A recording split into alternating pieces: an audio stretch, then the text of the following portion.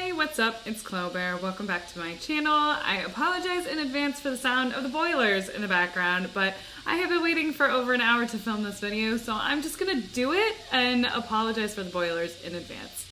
This video today is actually going to be a little bit different from my other videos in that I want to just introduce myself and explain why I'm here on this channel.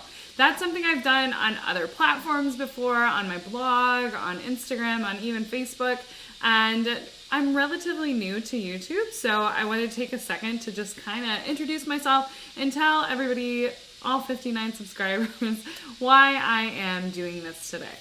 But if you could hit that like button first, that's so hard to say sometimes. But if you could hit that like button first and hit subscribe if you like hearing about money and how to manage it. So a little bit about me. I actually started this journey as a blogger. So back in 2017 is when I started Clobear, which is actually a play off of a name that my mom used to call me, which is just Clobear, but B-E-A-R. The reason I named it that, and it's totally corny, but the reason I named it that is because my blog was really a space for me to air out the grievances of adulting and to be very bare about it, be really transparent about it.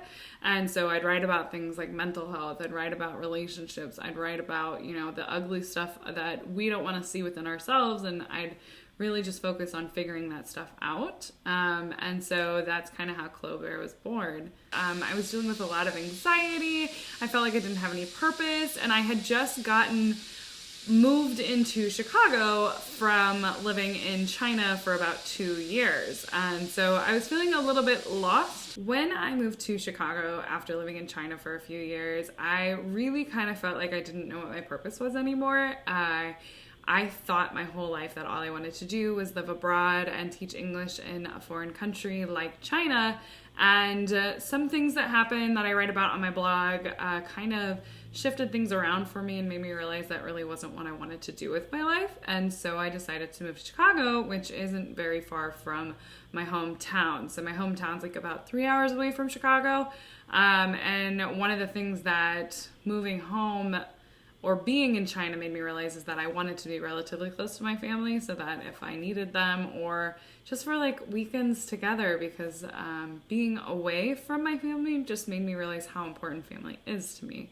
So anyway, a few years after I moved to Chicago, I had just been dealing with a lot of anxiety and a lot of anger and a lot of just constantly feeling like I didn't know where my life was going or what I was going to do. And one of the things that I've always really loved doing is writing.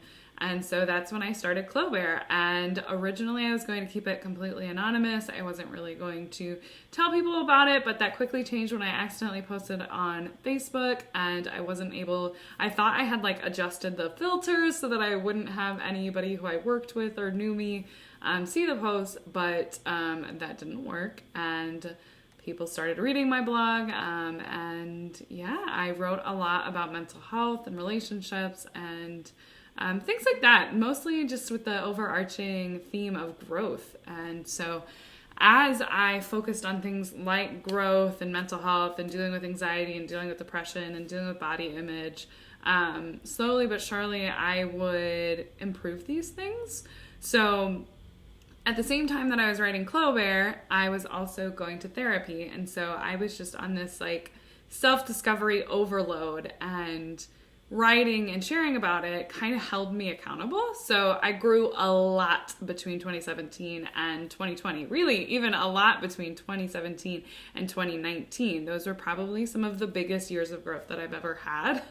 And the person I am now is almost like, I couldn't be more different than the person that I was in 2017. In 2017, I just really didn't have a lot of ownership for who I was and the situations that I had been in, and I also didn't understand them, and I was dealing with a lot of trauma that I didn't even call trauma. And so it's just interesting now even to think about back to that time and just see the amount of changes and growth that I've been in that short period of time.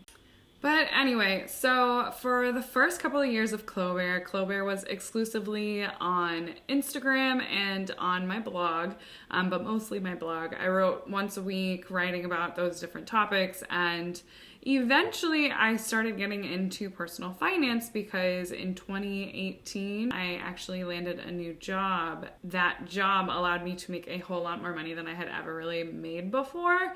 I think I had about a $30,000 pay increase. I was working nonprofit before, and so then I moved over to the for-profit corporate consulting side of things, and it was with a big pay bump. And as I was preparing to take this job and start working, I started running the numbers and realized, I could really be debt-free someday if I wanted to, if I actually paid attention to where my money goes and I actually paid attention to, what I'm spending on and maybe what I'm investing in and saving in. But really all I was really focused on was, what am I spending money on, and why am I still living paycheck to paycheck when I'm making more money than I ever thought I would? So that's when I started Budgeting Bear, which is kind of a subset from Clobear, and I really focused on just budgeting. I had no idea what I was doing. I had, budgeted before with Dave Ramsey's envelope method, but it had never really worked for me in a real way, and I never really understood how to use money like a tool. So I just kind of felt like I was always winging it. And so with that wing it mentality and just let's figure it out mentality, I decided, you know what? I'm going to post everything that I spend in a month up on the Bear, and I'm going to talk about it, and I'm going to talk about where I messed up in my budget and how I'm going to do better, because how else do I grow? That's how I've been growing for these first couple of years, so I might as well just keep doing that, and I'll figure it out as I go. I decided, okay, I'm going to come up with a budget that should allow me, in theory, to save money, and I need to save this amount of money each month, or I need to put this amount of money on debt each month in order to be debt-free by this point. So my goal was to be debt-free by the time I'm 33. I started when I was 27, and I just decided, okay, this is how I'm going to do it. I don't know what I'm doing, but I'll figure it out, because that's just kind of how Clobear works, and that's how I work. I really started out with the most basic knowledge of how to money. I started listening to a lot of podcasts and things like that, and as I went, in the similar way that with personal growth, things just stack on top of each other. And so I went in with this idea that I just wanted to be debt free. I didn't want to deal with it anymore, because all I had ever heard of was Dave Ramsey, and Dave Ramsey hates debt. So that's what I focused all of my efforts on, and I started putting almost $2,000 a month on debt, and that was a huge change, because when I first started, I tracked everything I spent money on for 2 weeks, and I was horrified, because I was living paycheck to paycheck, and I had no idea why I was living paycheck to paycheck. So I started tracking everything I spent, and I realized I was blowing $600 every 2 weeks on eating out, being hungover, having fun. That sounds bad. I was drinking and going out with friends and entertaining myself, and ordering Grubhub and ordering GoPuff and things like that. And I was just kind of disgusted with myself, because I knew I looked at my values, when I thought about what my values were travel and spending time with family and friends. And the whole reason I came home from China was to spend time with my friends and family, and to do travel, but to travel to see people and spend time with people. And so I was $600 every 2 weeks is easily a round trip to Germany to see one of my best friends. It's an opportunity to go to New York. It's an opportunity to take a girls' weekend trip anywhere. So I was really grossed out with my spending, and from that being totally disgusted with myself feeling, I used that as the energy and power to say, okay, look at all this money I'm blowing. This is money that I can use for my actual goals to live a life that I actually want to live, instead of just constantly feeling like I'm underwater because I keep saying yes to everything instead of saying no to the things I don't want to do, and yes to the things I really, really, really, really want to do, like traveling. So that's when I started just putting everything I could on debt and focusing on that. And in 2 years, I put about $40,000 on debt. I still have debt. I started when I was $70,000 in debt, and recently I decided I'm not too worried about the leftover $30,000 of debt that I have, because it's at such a low interest rate. It's at 3.5%. So instead, I am now focusing on building wealth. But anyway, from that starting of, well, I'm just going to budget, I'm just going to put a ton of money on debt, I started to learn more and more about just how to manage money in general, because anybody can put money on debt. If you're siloed and you're just constantly thinking about, okay, my one goal in life is to put money on debt, well, anybody can do that. All you do is you just like throw all the money that you can towards debt. But what happens when I'm done with that? What if there are better ways for me to manage this money? What if there are things that I'm doing that mathematically don't actually make sense, which in my case don't, because, now I know that if I invested that money, I would make more money investing it than paying off my debt. So things like that, I didn't know going into. But like the building blocks, after I learned how to budget and after I started, tracking everything I spend and putting it on the internet for everybody to read, I wanted to learn more about how to money. And I wanted to be like, okay, paying off debt isn't enough. I also want to learn, how can I make my money work for me? And so I started learning about investing, and I started learning about, like what even is investing, and how do I start investing in my retirement accounts, and why should I invest in my retirement accounts? So I just started reading these things one thing at a time until like when I was ready for it. I didn't just dive into it all at once. It was just one thing after another, reading about other people's experiences and understanding things like the FIRE community, the Financial Independence Retire Early community. And they just it kind of catapulted me off into this dreamland where I now spend my money on things that bring value to my life, whether that's financial independence, whether it's paying off debt, whether it's investing, whether it's saving, whether it's spending money on drinks with my friends, whether it's traveling, but yeah, I started with no knowledge. So now it's been a little over 2 years since I started doing that. And I now know so much about money and how to manage it. And I'm even teaching people how to money. So it's pretty cool to see that kind of growth from this period of my life where I'm like, I don't know, I'll just figure it out. And then just fast forward to 2.5 years later, not even. And I'm teaching about it. I have a positive net worth. I have a 6-figure positive net worth. And, I've kind of got everything under control. A lot of the questions I get are, well, how did you go from writing about mental health and relationships to writing about money? And it's, well, they're really intertwined. Like, when your money is good, a lot of the other areas of your life are a lot easier to manage. And money also makes things like anxiety a lot easier to manage, because I now have an emergency fund. And so if the worst thing could happen, which, whether I lose my job or I end up in the hospital and I need to like knock on wood right now, I know I'll be covered enough. Like, I'll be okay. I'm not going to lose my apartment. I'm not going to not be able to eat. I know, and I have this confidence in myself now that everything that could be thrown my way, number one, I'll be able to handle it. And number two, like, I have the funds to back me up, which is such an empowering feeling. And I wish more women especially knew that empowering feeling, because I was so stuck in the mindset before I started this journey of like, oh, I'll just spend and like enjoy this moment and I'll figure out money eventually. But if I hadn't figured out all of this money thing now, I would have missed out on 2+ years of growth.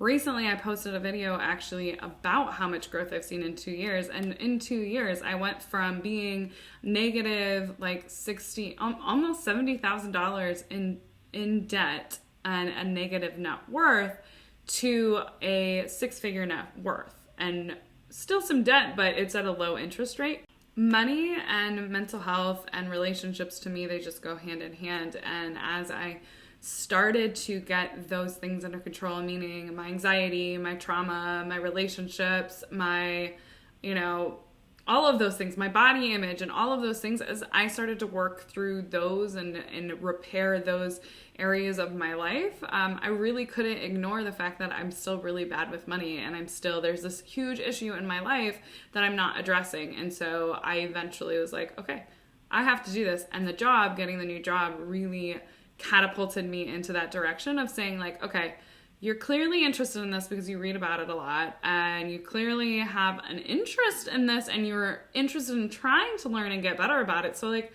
why not? Why not you? Why can't you be good with money? Because I think a lot of us have these, and I'm not super hokey, but we have these limiting beliefs that, well, that's just not me. Well, I'm just not going to be good with money. I'm not going to be able to do this. I'm not going to be able to do that. And obviously it doesn't serve us, but also once you get over that hurdle and you just decide, no, I'm going to be that person. I'm going to be that person who's good with money. I'm going to be that person who can be debt free. I'm going to be that person who budgets. And I'm also going to be that person who can build wealth. Like, you can make it happen. I've made it happen. And I'm in the process of building the life that I've always wanted. And I tell you what, managing money and learning how to manage my money more than anything else that I have done, and that's a bold claim, it's been one of the things that's made me feel the most powerful, because obviously we live in a world where money is power, and knowing how to have a slice of that pie that is reserved for, white privileged men, it's just, it gives me the desire to do more and to teach more and to build more, so that more people like me and more people in way more disadvantaged positions than me can start doing that as well. And now I'm here, and I am doing everything I can to teach other people, especially women, about how to money. And I now manage my own retirement accounts. I've got investments. I invest in real estate. I have a 6-figure retirement portfolio already from, $10,000 of savings in my 401k. The only savings I had in 2018 to now 2020 having a 6-figure retirement portfolio. Like, that's a big deal. So, going from negative to what I have now has been really a great experience in terms of learning and stretching and doing things that I truly never thought I could. If you showed me this video 2.5 years ago, I'd be like, nah, what? So I guess I want to post this because I want to encourage others. Like, if you are thinking of like, I'll figure this out next year, or I'll do this and, when I finally make this amount of money, or I'll do this after my kids go to college, or whatever it is, just start now. You don't have to know what you're doing. You just have to pick one thing to do. And then after you master that, you do the next thing. So I'm really glad I did, because I would not be where I am today, which is, financially secure at the age of 29. I always think I'm still 27, but, that's how long it took. It was just 2 years of, really dedicating my resources and focusing on things. So that's why I started this channel. That's what I'm doing here. I'm trying to explain as entertainingly as possible and also as easy to understand as possible. And, just help more people out their money. So anyway, that's who I am. And that's what this channel is for me to share all of the money knowledge that I have. And it also keeps me accountable to keep learning too, so that I can then share and teach as well. But if this is the kind of stuff you're into, be sure to hit subscribe and hit that little bell notification and like this video, and let me know what kind of things you want to hear about in the future, because it's always helpful. I read all of the comments, and I'm really excited to grow and to continue just talking about this stuff. So I think it's important, just like I think mental health and relationships and personal growth and all of that stuff is important. But money is a really great tool to help with all of those things. So anyway, thank you so much for watching. I know this is a long video, but I hope you stuck around. And if you did, let me know. And we'll talk next time. Bye-bye.